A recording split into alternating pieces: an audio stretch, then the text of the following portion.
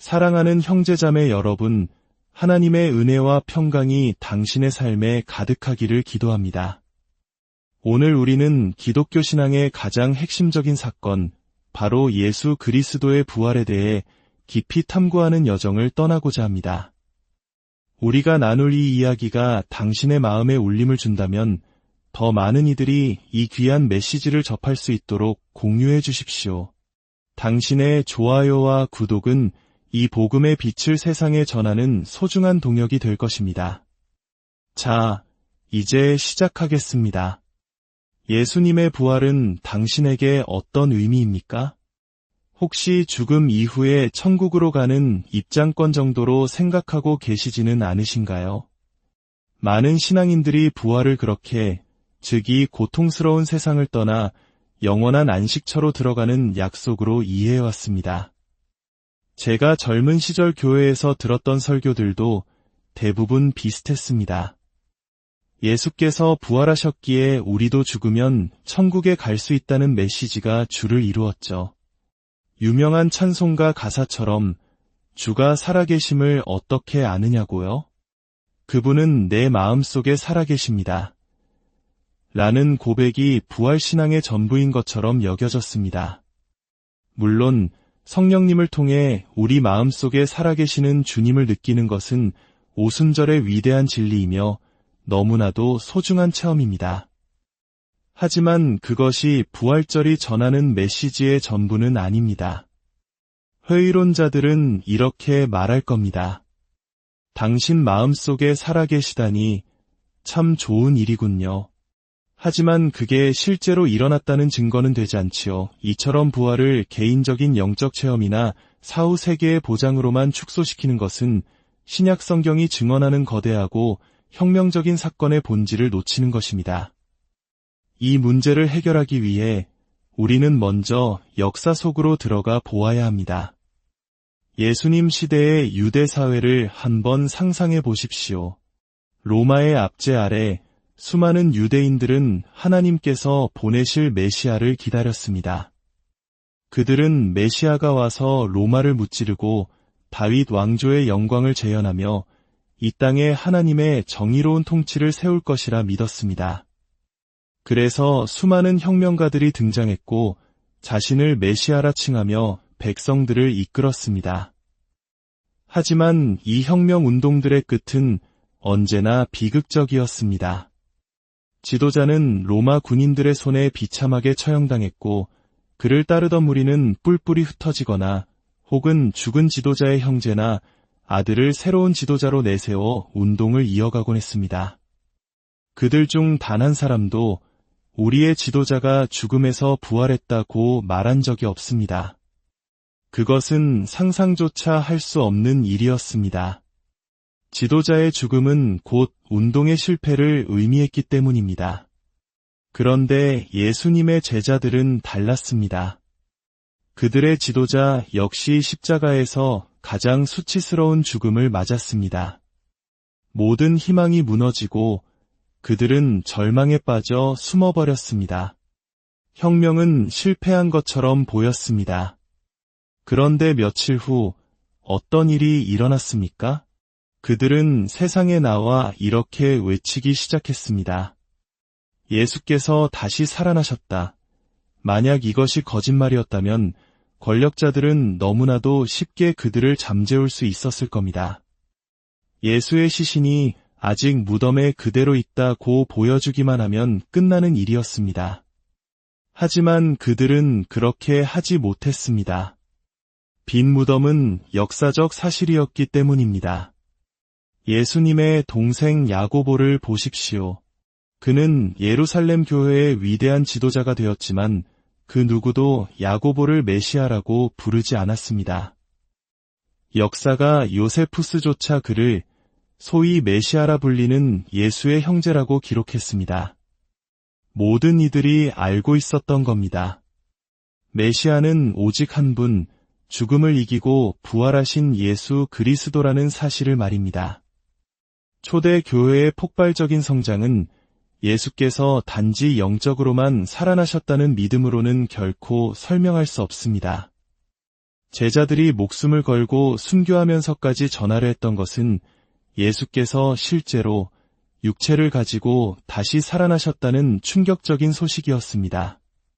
물론 그 육체는 시공간의 제약을 뛰어넘는 이전과는 다른 차원의 변화된 몸이었습니다. 그렇다면 이 역사적 사건은 대체 무엇을 의미하는 것일까요? 단순히 우리가 천국에 갈 수 있다는 약속, 그 이상은 아닐까요? 그렇습니다. 예수님의 부활은 훨씬 더 거대한 이야기의 시작을 알리는 신호탄이었습니다. 그것은 바로 새 창조의 시작입니다. 구약의 선지자들은 끊임없이 약속했습니다. 물이 바다를 덮음같이 여호와의 영광을 인정하는 것이 세상에 가득하리라. 가시나무 대신에 잣나무가 나며 이것이 바로 하나님께서 계획하신 새 창조의 비전입니다. 하나님께서 친히 이 땅에 오셔서 죄와 부패와 죽음의 문제를 해결하시고 모든 것을 새롭게 하시는 프로젝트 말입니다. 예수님의 부활은 위대한 프로젝트가 바로 지금 여기에서 시작되었음을 선포하는 사건입니다. 부활하신 예수님은 낡고 썩어가는 세상의 종말을 고하고 하나님 나라의 새로운 시작을 여셨습니다. 그분은 세상을 파괴하러 오신 것이 아니라 완성하러 오셨습니다. 그래서 우리는 주기도문에서 이렇게 기도합니다. 나라의 임하옵시며 뜻이 하늘에서 이룬 것 같이 땅에서도 이루어지이다. 놀랍게도 우리는 수천 년간 이 기도를 반복하면서도 그 참된 의미를 종종 잊어버렸습니다. 우리는 이 기도를 언젠가 이 땅에서의 삶이 끝나면 천국에서 이루어질 뜻으로 마음속에서 번역해버리곤 했습니다. 하지만 성경은 정반대로 말합니다. 요한계시록의 마지막 장면을 보십시오.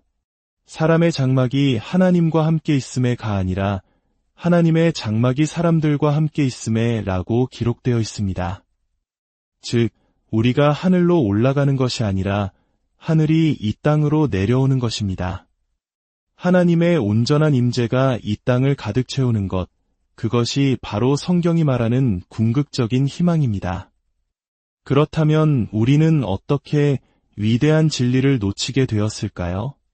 안타깝게도 기독교 역사 초기에 성경의 세계관이 아닌 다른 사상이 교회 안으로 스며들기 시작했습니다.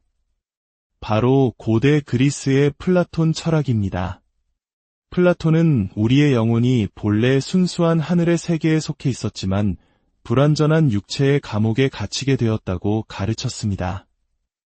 따라서 인간의 궁극적인 목표는 이 육체를 벗어나 영혼의 고향인 하늘로 돌아가는 것이었습니다. 이러한 영혼 탈출의 사상은 점차 기독교 신학에 깊은 영향을 미쳤고 성경이 말하는 육체의 부활과 새 창조라는 위대한 소망을 영혼의 천국행이라는 축소된 개념으로 바꾸어 놓았습니다. 세상을 다스리고 회복시키라는 창세기의 명령 대신 세상을 포기하고 떠나려는 영성이 자리 잡게 된 것입니다. 하지만 사도 바울은 분명히 말합니다. 고린도후서 5장에서 그는 누구든지 그리스도 안에 있으면 새로운 피조물이라. 이전 것은 지나갔으니 보라 새 것이 되었도다 라고 선포합니다. 이 말씀은 우리가 죽은 후에 새 것이 된다는 의미가 아닙니다.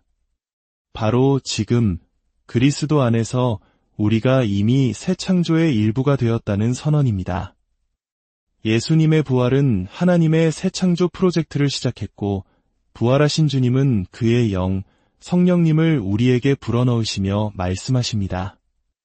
이제 너희가 가서 새 창조의 일꾼이 되어라. 이 세상을 위한 이 세상 안에서 빛과 소금이 되어라. 그러므로 우리의 소명은 이 세상을 도피하는 것이 아닙니다. 오히려 하나님의 형상을 닮은 참된 인간으로서 이 땅을 다스리고 돌보는 왕 같은 제사장의 역할을 회복하는 것입니다. 창세기 1장과 시편 8편이 노래하듯 우리는 하나님의 사랑과 지혜를 세상 속에 비추고 온 피조 세계의 찬양을 하나님께 올려드리는 존재로 부름받았습니다. 죄와 죽음으로부터의 구원이란 바로 위대한 소명을 회복하는 것입니다. 죽음으로부터의 구원은 단순히 영혼이 천국에 가는 것을 의미하지 않습니다. 그것은 죽음 그 자체의 정의일 뿐입니다. 죽음으로부터의 진정한 구원은 몸의 부활을 통해 완성됩니다. 예수 그리스도의 십자가와 부활은 이 모든 것을 가능하게 했습니다. 십자가에서 악의 권세는 결정적으로 패배했습니다. 어떻게 그것을 알 수 있냐고요? 만약 십자가에서 악의 권세가 깨어지지 않았다면 죽음의 지배자였던 악은 결코 예수를 놓아주지 않았을 것이고 예수님은 부활하실 수 없었을 겁니다. 따라서 부활은 십자가에서 이룬 승리에 대한 하나님 아버지의 확증이며 악의 권세가 깨어졌다는 명백한 증거입니다. 그렇기에 이제 새 창조가 가능한 것입니다. 낡고 부패한 모든 것이 벗겨지고 하나님의 영광으로 가득 찬 하나님께서 본래 의도하셨던 아름다운 세상이 드러나게 될 것입니다. 사랑하는 성도 여러분, 예수님의 부활은 과거에 일어난 하나의 사건으로 끝나는 것이 아닙니다. 그것은 지금도 계속되고 있는 하나님의 위대한 드라마의 시작입니다. 우리는 이 땅이 점점 더 나빠지기만을 기다리며 구조선을 기다리는 사람들이 아닙니다. 우리는 이미 시작된 하나님 나라의 시민이며 이 땅에 희망을 심고 정의를 강물처럼 흐르게 하며 깨어진 곳을 치유하는 새 창조의 동역자들입니다. 오늘 당신의 삶의 자리에서 당신이 바로 그 새 창조의 작은 모델이 되기를 바랍니다. 당신의 말 한마디, 작은 행동 하나가 이 세상에 하나님 나라를 가져오는 통로가 되기를 소망합니다. 이것이 바로 부활이 우리에게 주는 놀라운 소망이며 세상을 변화시키는 능력입니다. 주님께서 당신을 축복하시고 지키시기를 원하며 당신의 삶이 이 땅에서 천국을 살아내는 아름다운 증거가 되기를 간절히